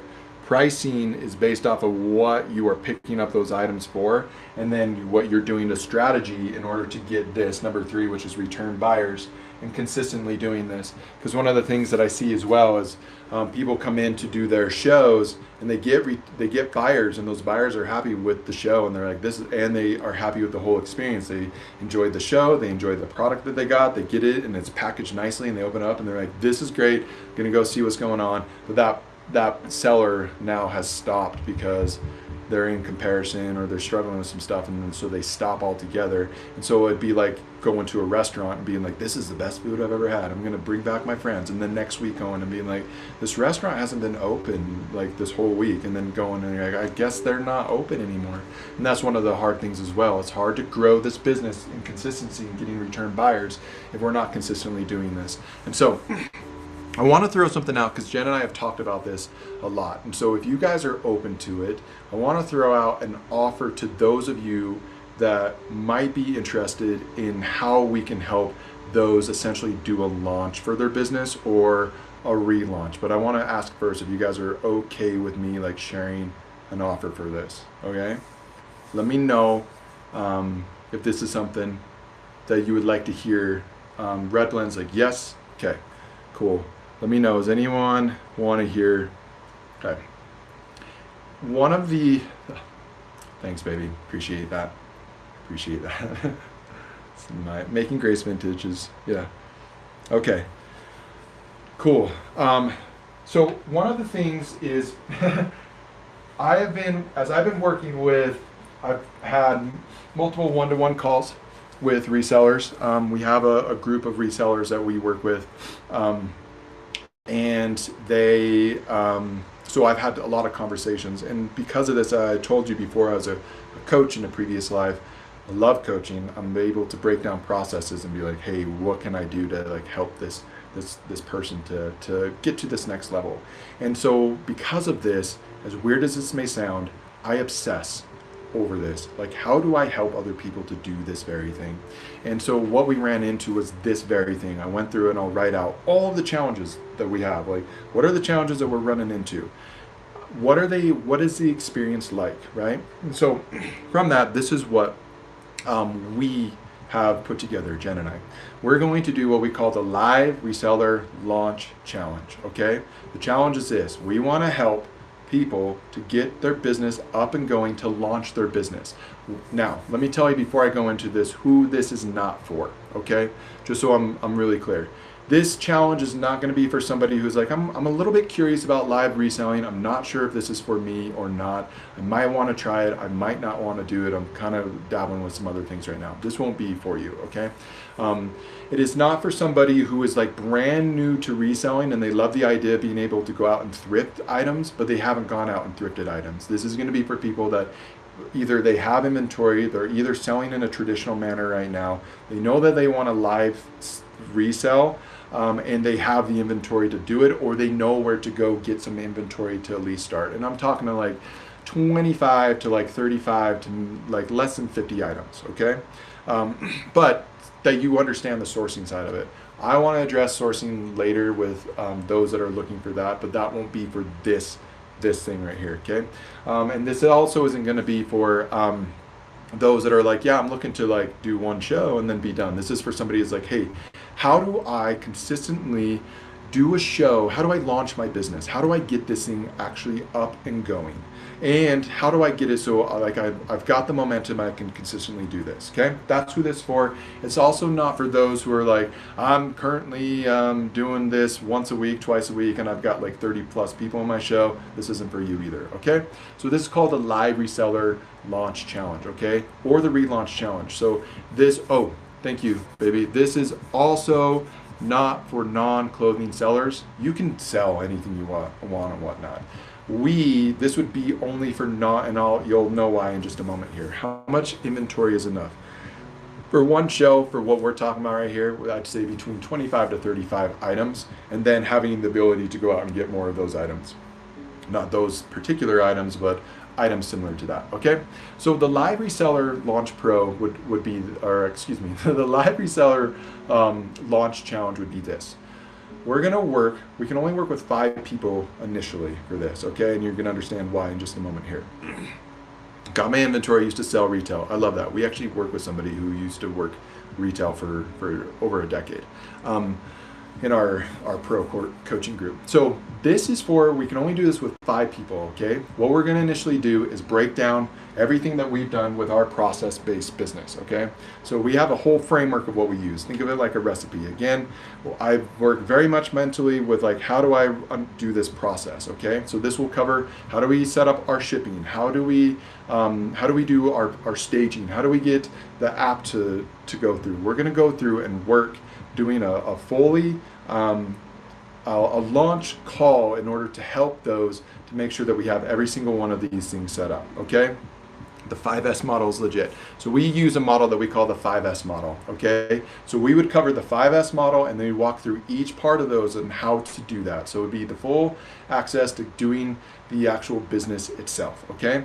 Not only is it gonna be for this, but this is it's not everything that we're doing in the reselling business. This is to be like, let's get up and going. And then once we're moving, then we can start adding on some other of these things of like, hey, how do I consistently grow my business over time? But initially it would be to start and then be able to consistently do this. So you would have the framework for it itself. And we do that in a call. Remember, it's only gonna be 5 people. The next thing that we're doing, the reason why we're doing that is we're going to do a raid train called the Live Reseller Launch Challenge Raid Train. These are going to be for the 5 people that are working for us, where we're going to do a show, and then each person subsequent after that is going to be doing 1 hour. So they're going to be doing 25 to 35, and we're going to be bringing a bunch of buyers to the show, letting them know, because we're going to be promoting this for the next 30 days, okay? So once we've done that, I have a ton of inventory. How much do you recommend putting in per show? So for this thing right here, it would be whatever you can do in an hour. Okay, so whatever you can do in 1 hour would be the initial one. If you have more, what we want to do is what we're going to be doing is helping you launch into a new one. We're going, about 35 to 45 items, but you may not go through all of those. To give you an idea, we typically average about 25 items per hour, but Jen also does stuff like try stuff on. Sometimes she'll take like a little bit longer. So for a show, it kind of depends. We typically recommend for your like first show, like if you're doing like a 2-hour show, to have about 50 items. But for this, it would be 1 hour. So we would launch. We would do for this launch, we would do our first portion of it, and then after that, it would be a raid train. So it would go to the next person, and each person would have an hour, and we'd be promoting through this. And then 1 week before we do this raid train, which is going to be on January 10th, okay? So January 10th is when this is. It's a Friday. We'd be doing this in the morning. We would start here, which is 9 a.m. Mountain Standard Time, okay?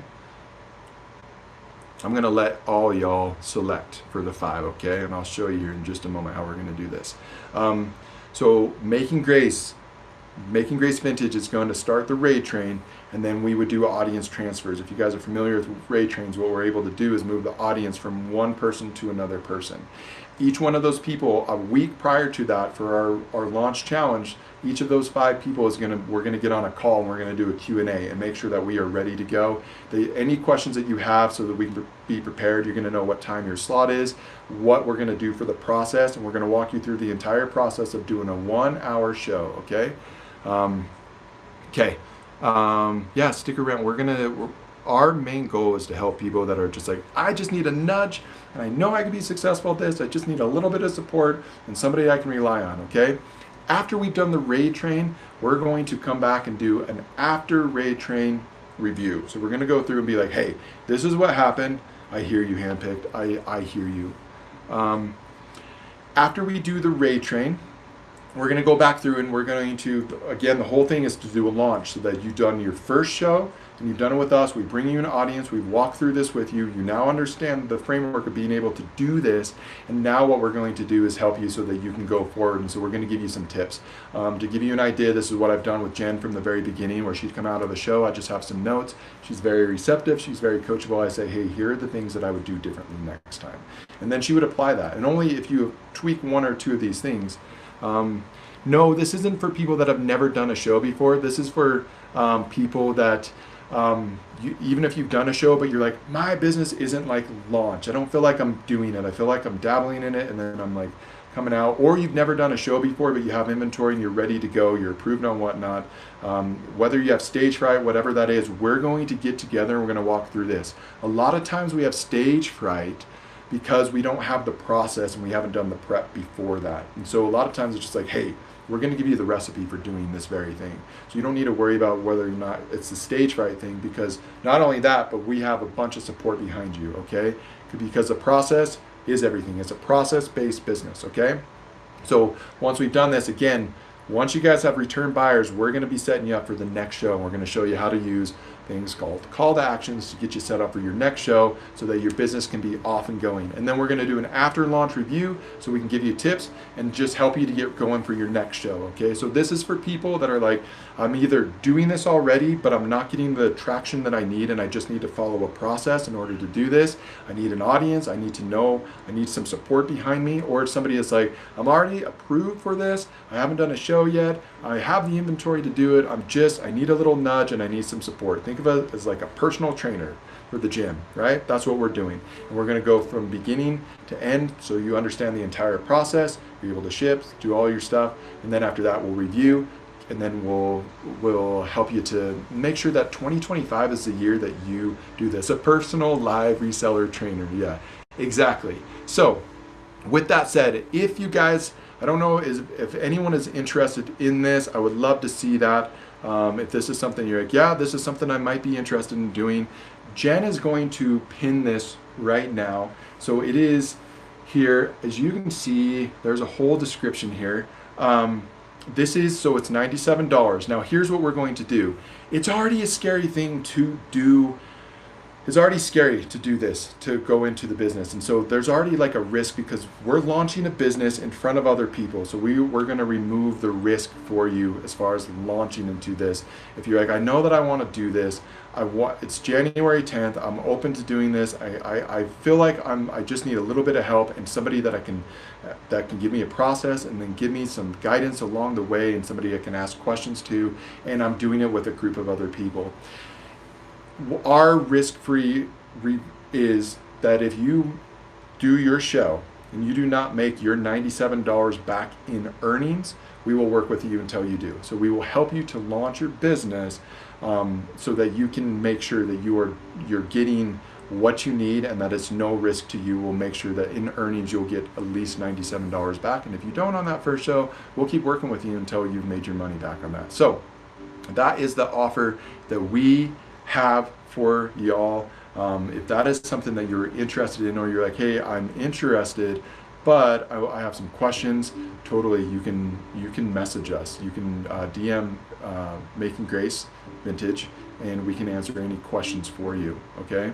So, message me on Whatnot, okay, is what Jen just said. She's the host right there, in there. And so, really what we want to do is just be like, hey, if you feel like this is something that you really want to do in 2025, let us help you in getting your business going. And we really, honestly, this is going to be like the first round that we do on this, because we want to help people to launch into this. If you guys have not seen Gary Vee talk about this, so I want to give you guys an idea, because back in February when we first started doing our coaching group, I was going through doing a bunch of research on how big this industry is. One of the things that I had found in this is that live selling is growing, and it's growing quickly. It's growing quickly, but is not nearly what it was, because all the reports that I've seen was what was happening in China. So in China, it had grown from, I should have this off the top of my head. If you guys want to look it up, the live commerce or live selling, what it did in China, it grew within like 3 years from like a $3 billion industry to something like $178 billion industry in like 3 years. And what they're estimating is that's what's going to happen here. So everything that you guys are seeing right now, as far as like live selling and where Whatnot is right now, it's positioned to blow up. And then after that, if you guys were with me earlier in this, I was talking about how Gary Vee was talking about how, and to give you some little background, Gary Vee invested into Facebook. The guy has done amazing stuff across social media. He's really big on doing stuff on TikTok and all this. And Gary Vee's like, it's going to blow up. Live selling, by the time we hit to like 2034, he says live selling is going to be so well known, it'll be like what Facebook is now. And so right now we're like 2014 Facebook. Now everyone's like, yeah, of course, everyone knows what Facebook is. My grandma's on Facebook, you know? That's what live selling is going to be. So we know for a fact that this is awesome. What is my background? Is that what you're asking me? So my background actually comes in from coaching. So coaching and doing sales. I coached a sales team, about 25 people on a sales team. When I joined the sales team, I joined in as an agent myself, and then from there I ended up becoming a coach of that sales team. Took over, and I ended up coaching. I got like you guys remember Mighty Ducks? My sales team was like the very beginning of Mighty Ducks. Like they were not good. When I inherited my team, I was like, are you guys? It's like showing up to play basketball in like flip-flops and jeans. And you're like, what are you guys doing here? I thought you guys were doing the same thing I was.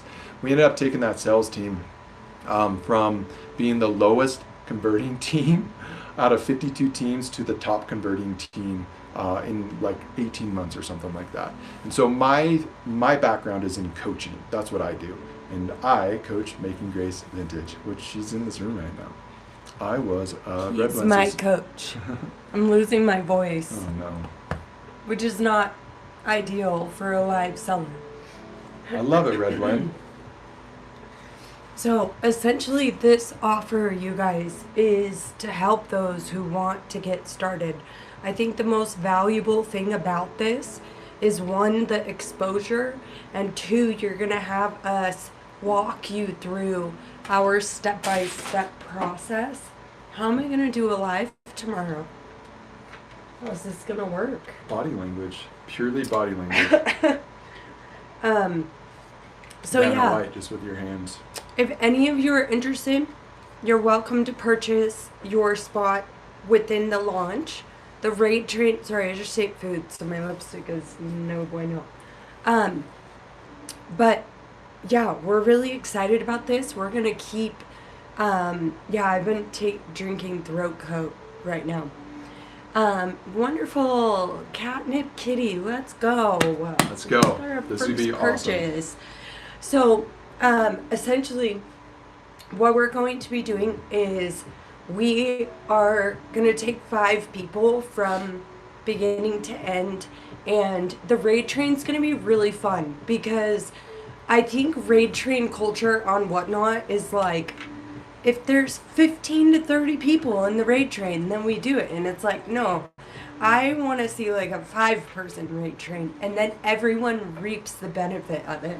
Wonderful, Red Glen, let's go. Love it. This is gonna be so fun, Let's y'all. go. I hope you all are excited. And I'm really appreciative of those who are like taking action. Wonderful, let's go. Let's do this. This is gonna be Go. fun, y'all. It's gonna be so fun. And what's the best thing about it, you guys, is I think that there will be an establishment in all of your shows that the raid train will bring. Like, I'm really excited. You guys can go bookmark the raid train if you guys are like, I'm not interested, but I'd love to see the raid train. You guys can go bookmark it. I have 2 show posters up because I wasn't sure like which day we were gonna choose. But go bookmark both of them because we're gonna do this again. Good. Purchase this, but I'll be out of town on the 10th.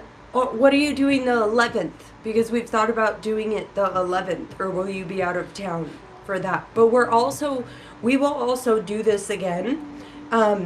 And it won't be like super long. We won't wait super long because we know that God has called us to serve this community. We feel like it's okay. We feel handpicked for you. Message. Yeah, will you message us and we'll be in communication and let's line something up. But the best part about this, you guys, is we really know that this market is greatly underserved. If you guys go onto YouTube, like there is zero videos on how to be a live reseller.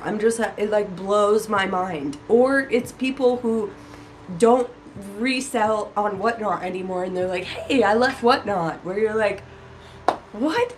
So we know that this is like an incredibly underserved market, and we really, really have 3 people in our coaching group have excelled tremendously. One of the individuals in our coaching group does more revenue than we do per show. Like, we had 2 members last month that had their best month ever, and they both do it at a full-time capacity. So this is a proven concept. Like, we're not just like, hey, we want to like help you. Try it out. Yeah, like we know that our concept works. And if you've ever been to my show, you understand that the concept works for me. And as you watch my show, if you like break it down, like what I'm doing, that was a very intentional step-by-step process that we're gonna teach you guys. So there's 2 spots open. How many shows do you recommend per week? If you're new, as many as you can do without burnout. But I would say starting out, 1 show a week. 1 show a week, but if you can do more, I would 100% do more.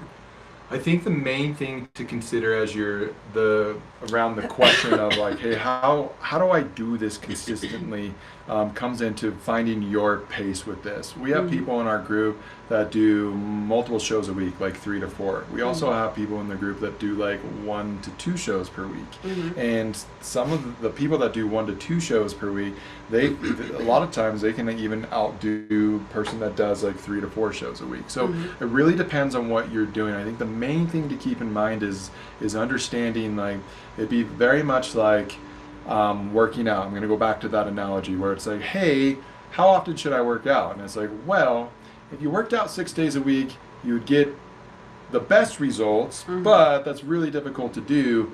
If you work out once a week, it's good. 2 times a week is better. And it's like, well, can you do it in 1 a week? And the answer is yeah. There are people that work out 1 time a week and crush it. And so I think the main thing is having an understanding. This is what we're going to cover with these. We're not just launching to be like, hey, we're doing a raid train. What we're actually doing is we're setting up for you to have an entire ecosystem behind it. And this is something I'm not going to go deep into, but essentially being like, hey, how do you consistently grow your business over and over? And so it might be where you're doing 1 show a week, and that will absolutely work. Or it might be where it's like, hey, 3 times a week, I can do 3 times a week. And it also depends on what your goal is. We had someone in our group who, when she first came in, she was still working full time, and she was in the process of transitioning over to do what she's actually on Postulate. She does that full time now, and so it was a transition that she was doing. And so she walked through this. Hey, this is my transition plan, and it had to do with how many shows she was going to do, what her inventory was. And so I think the main thing is before it's like, well, how many shows should I do? Is like, well, let's go through and see where your goals are and where you want to be, and then we can start to work backwards from what this will take to do it. But if you can do 1 show a week, it's a really annoying answer. I know. It depends. It's like, It depends. how do we do this? I'm trying. Whoa, jeez, JJ, you scared me. But essentially, what we are offering right here is we are essentially giving you the infrastructure and the foundation to go and build your own business, and all you have to do is follow what we teach you. And it's proven, we know it works, and we have several people in our pro coaching group who are absolutely crushing it. Kofi Vintage, she follows our system, if you guys know who Kofi Vintage is. Cheeky One, she also follows our system. Bree, who is your girl Thrift, she also follows our system. And they are in our pro coaching group. So this is going to be really fun. This is going to be fun. And there are 2 spots left if anyone is interested. I want to throw something out at y'all here because I think one of the pieces. So we get a. It's all right. One of the things I'm so excited, and here's what we're gonna do. Kat, and let me look you up just real quick because I want to know. Karen, I'm so excited. This is gonna be so fun. So here's what we're gonna do. We're going to do a call beforehand. So before we do this, just curious, when and what days would coaching take place before the launch on the 10th?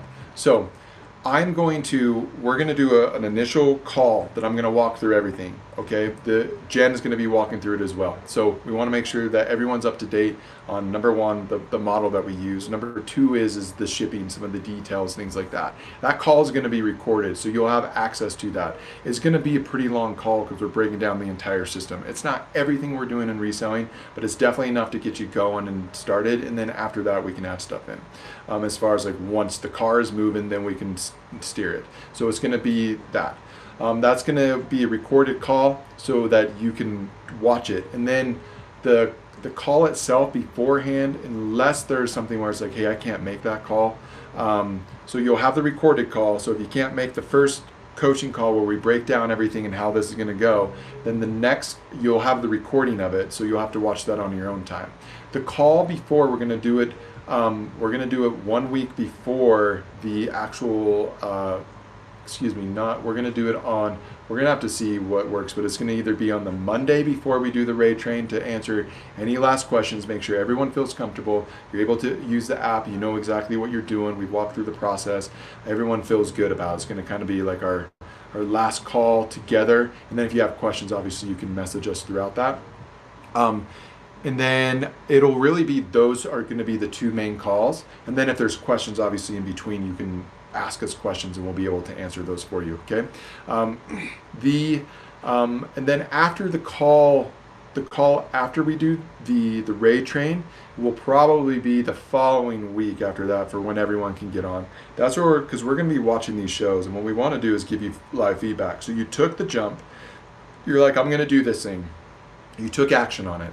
Now you have a coach that's going to help you through that. Then when we do the actual launch itself, the raid train itself, we're going to be there throughout the entire thing as far as watching. And then after that, we'll just do an open, we will be flexible to your schedule because I know it's kind of a crazy time with Christmas coming up, but we want to launch this into 2025 and help people get started. So after we've done the raid train itself, then we're going to do an after review call where we go through and say, hey, here's some feedback to help you, and now that you've gone through the process, you have that momentum. The next thing is like, hey, let's make sure you keep this momentum up. We've actually built that into the process itself so that you're not just doing one show and then you're going to take 6 weeks off. It's like, do one show. We're going to already have your next show scheduled because we're going to be moving people, having them bookmark the show, having them excited to do the next one, okay? And then when we do our after launch review, that's where we're going to go through and just give you the tips, some feedback to help you that your next show is going to be even better than that. And then you're off and running. And then the other cool thing as well is you're going to be doing this with other people in the Raid Train, so you will have a chance to meet them as well. So people that are already like doing this, or they're in the same spot as you, you're going to be doing this along with them. So it's going to be a group, and there's something really, really powerful about doing this with other people. I can't tell you. We do what we call a live reselling, Live Reseller Pro. We have a group that we have on a platform called School, and although that is a group that we put together and we coach other people, that's been a huge blessing for us as well. And so there's something really powerful about working with people that are also in the same spot as you are when growing your business. And one thing to like keep in mind, if there's people on here that are like, hey, I want to do this, I'm not sure if I'm like quite ready to do this, I want to throw something out at you here. First of all, I just want to commend those that are taking action. Like, let's go. Like, that's amazing. Let's do this. This is gonna be fun. If it's just the 3 of you, we're still doing this thing. If it was 1 of you, we'd still do this. Obviously, we're only gonna do 5. That's all that we can do for one Raid Train, because we want to make sure that everyone has all their questions answered and everyone feels good. If it was anything more than 5, it's a little too much for us to do on our end. The other thing is as well is like, if we keep waiting on these things, eventually Whatnot, if you guys are like, I want to live sell and I see it and I love it and I'm on Whatnot all the time and I'm watching all these other sellers do this, I feel like I could do it, I'm just not sure if now is the time to do it. I want to ask you, like, what's the cost of you waiting? What's the cost of you waiting? Because that procrastination or just waiting to start your business is going to be 1 to 2 to 3 months. And this is my thing of where I think Whatnot is going. Whatnot over the next year is going to grow to where you see people that have like 20 people on their show, they could have easily 50 to 100 people on their show. Over the next few years, it will not be uncommon to see people having thousands of people in their show. And people that are running around with like 50 people on their show, it won't be uncommon for them to have 500 people on their show. This thing is not going anywhere. It's only going to grow from here. Go look up what's happened in China right now. Go look up, there's a ThreadUp report. They do an annual report. Go see what they're reselling. Go look at what is happening already, and it'll give you an indication. When you have somebody like Gary Vaynerchuk coming in and being like, hey, y'all, pay attention. You need to get on and start selling. Don't sleep on that. Don't sleep on that. The only thing that you're doing by sleeping on that is you're going to watch this thing blow up and you're going to be like, dang, I was on Whatnot and I should have moved on that. Because there are people right now that not only has it changed our lives, but we have people in our group that has changed their lives as well, where the questions are different. Instead of being like, how do I make some money? I love this. It's so great. I wish I could take part in it, but wish everyone who's able the best, and I'll be watching. I love it. This is going to be the really cool thing as well. Is like you're going to be able to see real time from where people are starting at and then where they're going to go. Because the people that are starting in this, as we go through this, they're going to be part of this whole ecosystem, and their business is going to grow as well. And so we get to watch people's business grow, which is so cool. But over the next few years, watch what's going to happen. Live selling is going to be it. And I honestly believe that traditional reselling won't be as big of a thing anymore. Obviously, we're always going to have the search engine optimizations, but people that are like, hey, I'm looking to make some money by like going and doing this, it's not even going to be a comparison between traditional reselling and live reselling, especially for those that are getting started. Because what we can do, if you guys have seen, did anyone see Turnaround Tuesday? We did Turnaround Tuesday. It's a new thing that we're going to be doing every Tuesday. We're probably not going to be able to do it till the beginning of the year, but Turnaround Tuesday was essentially this. Jen takes like $300 and she goes out sourcing, and that day comes home, and then we stage it, meaning that's where we like prepare the items and everything and prepare the show, and then she prepares herself, and then she does her show, and then we ship it. And we do all that within 18 hours. Traditional reselling cannot do that. The reason why we're doing that is, number one, It was a challenge to ourselves to see if we could go turn around items in less than 24 hours, which we can. The second thing is we're going to be doing a lot of stuff on TikTok and all these things to show this, to be like, hey, traditional reselling cannot do this. There's no one in traditional reselling that's like, I'm going to go buy 10 items today and I'm going to go sell them today. And then I'm going to get paid for it today and I'm going to do all the shipping and get all that done today. It's not possible to do. In live selling, that is absolutely possible to do, especially once you've hit 1,000 sales and whatnot, you get paid out instantly. So we're going to be helping those that are joining in this launch to get to the point. That's the next level. It's like, hey, once you have 1,000 sales under your belt, you can get paid instantly. Tell me what other business is out there that you can go out in the morning with $300 cash, a single day turnover of inventory. Magic, 100%. 100%. I do not know any other platform that you can do that on. Here you can do that. And when you have a return buyer base, here's the thing. When you have a return buyer base and they're coming in and they're voting with their dollars, they're not like, oh, that's cute. And then they don't buy it. And there's a variety of reasons. It doesn't fit or whatever it might be. But when people vote with their dollars, you get to see what is working and what doesn't work. Because of that, because we were doing traditional reselling before, we go buy a bunch of items and we put it up on eBay. And if it doesn't sell, it's like, well, maybe like no one's seen the listing yet. Or maybe it was a bad buy, but we're not going to know that for another like 30, 60, 90 days if that was a bad buy or not. And so we didn't receive the feedback. So that's where you go into YouTube land and you're like, what do I need to be looking out for? And so it's this constant thing of chasing these things that you're not getting like real-time market feedback. And some of the things that you're picking up, they're not on a be on the lookout video on YouTube. It's not on a haul video you've seen, but you're like, this might be a good item. It's made full, it's like good material, it's a good quality, I think it might be good. And you can go do comps on eBay, but even if you put that thing up there, you're competing with everything else that's going on. Whereas in live selling, you're getting instant feedback. So when Jen sells things, she's able to see like, what do you guys think of this? And if it doesn't sell, it's like, okay, noted, I'm not going to pick that up anymore. So her ability to go out and find items has improved immensely because of that. You can't do that on traditional reselling, because what you're doing is you got to compare yourself to all the other sellers and what they're selling, and then trying to determine whether or not that was a good buy. And the only way that you really know if it was a good buy or not is once this thing has been sitting in your closet. Maybe you put it up and it sells in a day and you're like, oh man, I probably priced that thing too low. Whereas if you have enough people in your show and you put it up there and it goes for market value, you're like, okay, that was a good buy. And the other thing is too, is being able to turn around and do that again and again. And so that's why we're like, live selling is going to take over. Traditional reselling will always exist. It will still exist. It's a search engine platform. Live selling is much different. Another thing I want to throw out to y'all. If you're sitting on the fence with doing live selling and you're like, I want to do it, but I don't know if now's the time. I'm going to wait. I kind of want to see what's going to happen. Let me throw out this. Outside of those resellers who are doing stuff on YouTube, or they have a big Instagram, or they're doing stuff where they're building an ecosystem outside of like eBay or Poshmark or whatever it is, what is the likelihood of anyone who's doing traditional reselling to have opportunities of, say, doing a brand deal or getting a sponsorship, or even putting out their own line? Where they're like, hey, I really have a passion around this and I'm going to go curate my own line, or I found a boutique brand that I really like and now I'm going to go sell this.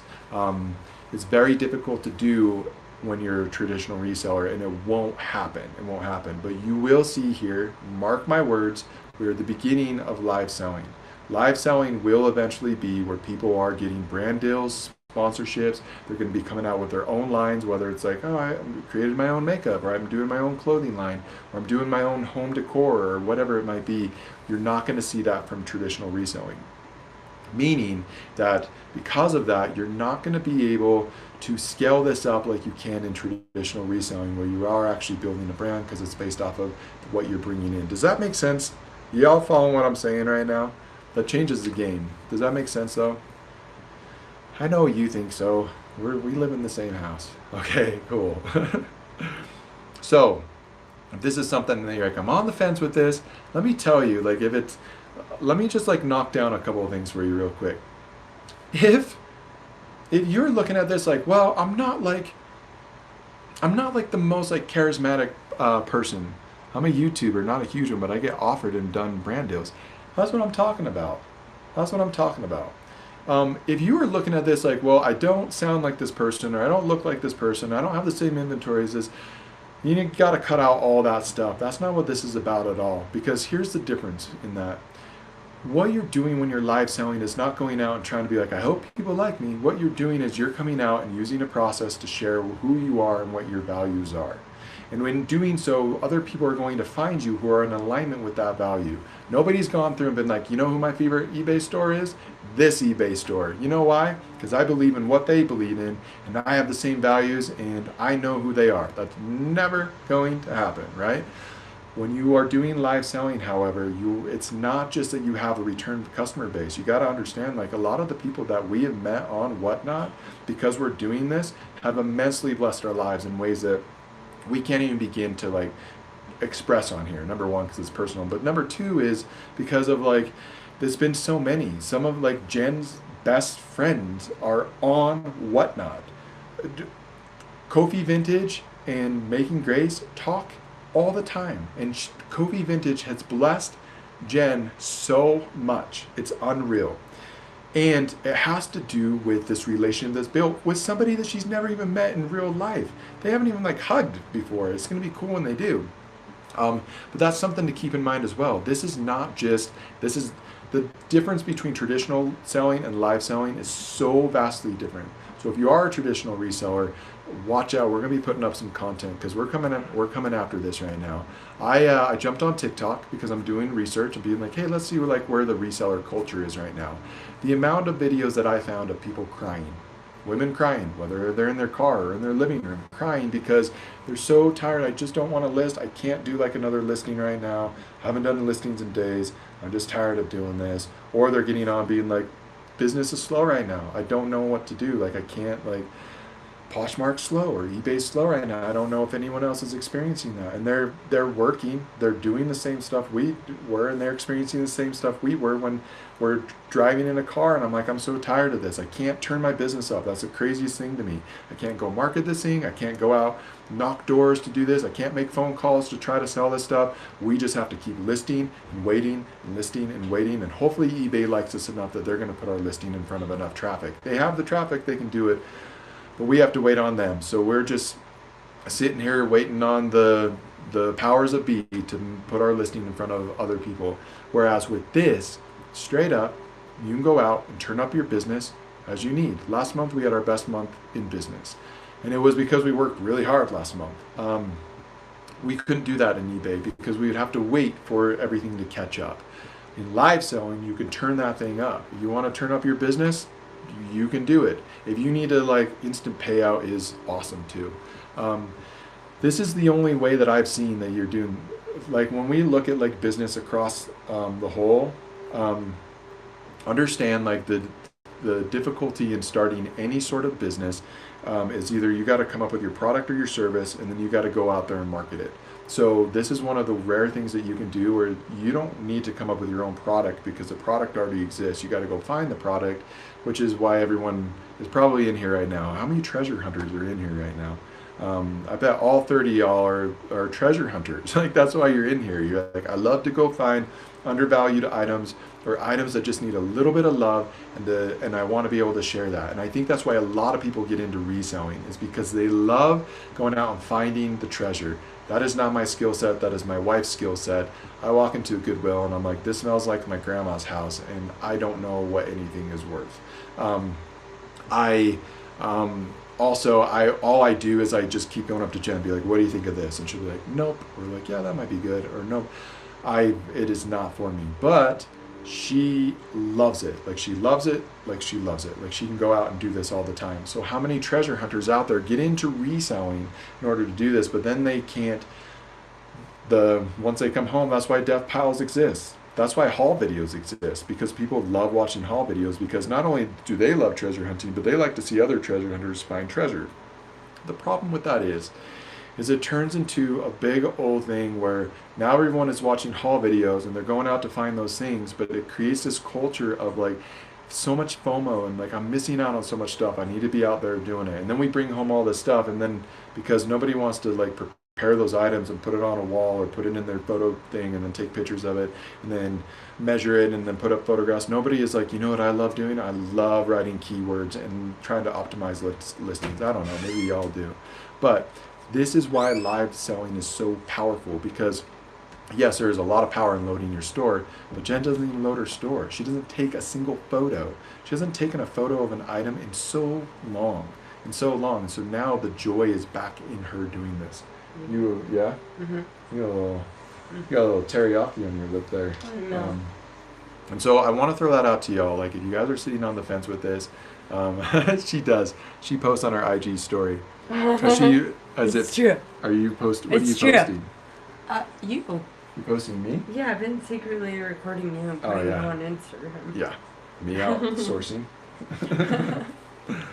So if you guys are sitting on the fence, you're like, this is something I want to do. You're not quite sure. Message us. Just message us. We have 2 spots left for this raid train, but message us. And if this is something you want to do in the future, just let us know that it is something you want to do, and we'll set up for the next raid train. If this is something you want to do, you're just a little afraid of like pulling the trigger on this, I just want to ask you, like, what is the cost to you for not doing this? Because the worst thing would be a year from now being in the same spot and still not pulling the trigger on this and being like, man, what does that cost? And the longer that you wait, the more that whole mindset begins to build up, and that identity thing of being like, I guess it's just not for me. And so don't let that happen.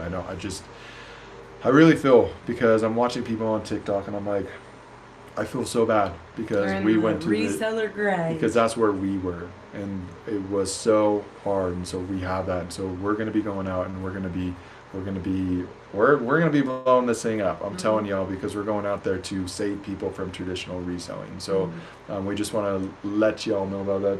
You want to get all up in here? I just wanted to be in the room. Oh, okay. Yep. JJ is happy, so. Good. Do y'all have any questions around anything? It's so crazy. I packed all my inventory today to donate. Guess I'll hold off. Please hold off. Please hold off. I love that. Please hold off on doing that. Truly, like, just understand that live reselling has not even reached the... We're not even close. Yeah, we haven't even reached the pinnacle or the peak of the success of this. And get in now. Get in now before the wave takes off. Because when you do, yeah, cool mom, totally. That's what this raid train is for. If you guys are coming in and you're like, what are they talking about? We are doing a live reseller launch challenge. And we are looking for 5 people. We have 3. Well, 2. 3 people purchased. We have 2 more spots for our launch raid train. Red Blend. We are so excited. Maybe there's 3 people in it right I know. There's 2 left, baby. now. Oh, that's what I'm saying. Okay, we're on the same page. And so if you guys are just coming in, we are launching a challenge. It's $97 to reserve your spot. We can only do 5 people on the raid train.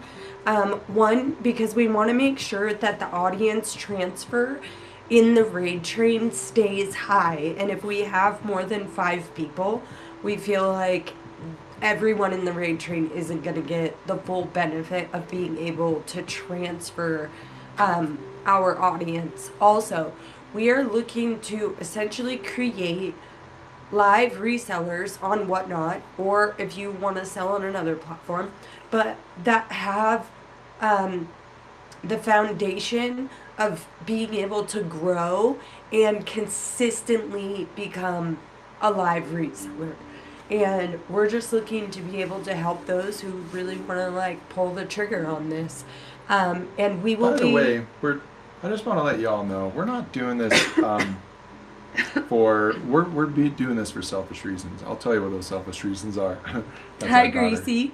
Here's the selfish reasons why we're doing this.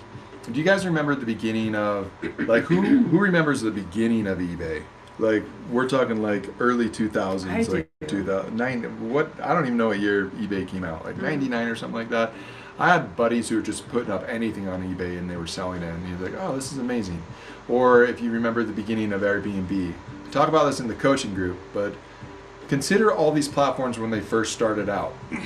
anyone could get on and do anything. Like people were like on Airbnb, you could get on and be like, I'm renting out my shed in the backyard that I put like a twin bed in. And, Your account is 23 years I love old. it. That's so cool. So you have seen the change that's happened in eBay over time. At first, you could get on and you could have pixelated pictures on there, and your descriptions, it didn't matter, and all sorts of things. They're just selling over garbage. Time, Literally. over time, I just pictured like you got a pixelated picture of something, and you see the item, and it actually is like, oh, It's like it a wasn't the Minecraft picture. Yeah, it mod. wasn't a picture that was pixelated. That product is pixelated. You got Can't say it. No, I mean trying.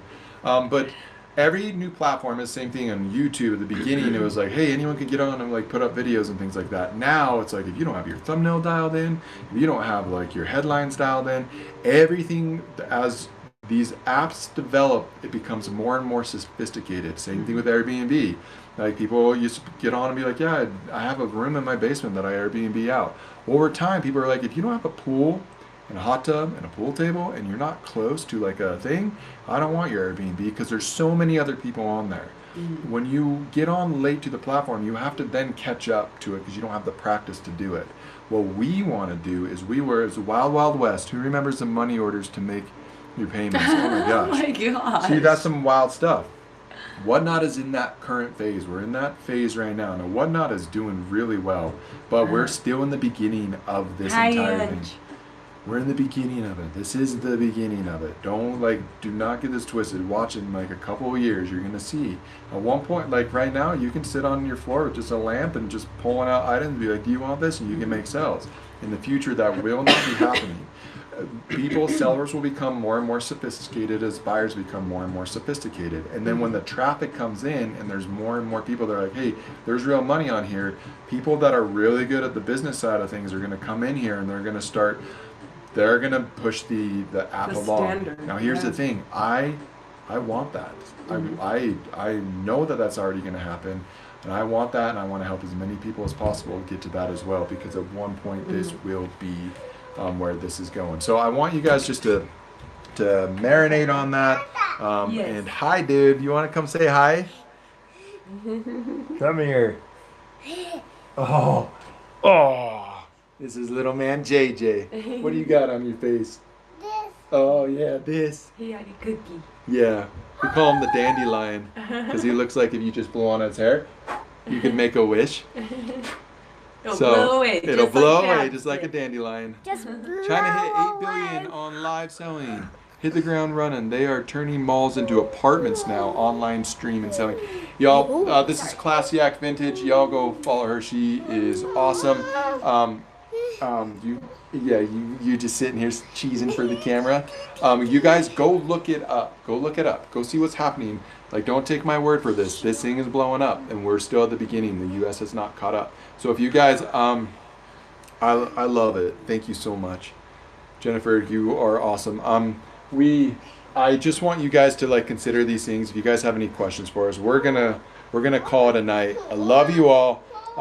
Let us know if you guys have any questions. You can message Jen on right here on Whatnot.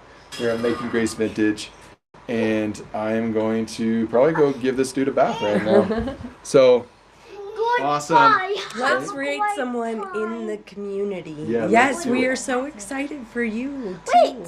too. Let me say hi Hold on. and bye. You gotta say hi. Say hi. I couldn't Okay, see we're gonna myself. raid Saved by Faith Co. She is so wonderful. She also works with us. Yeah, she also is in our coaching group. So yes, so fun. We will see you.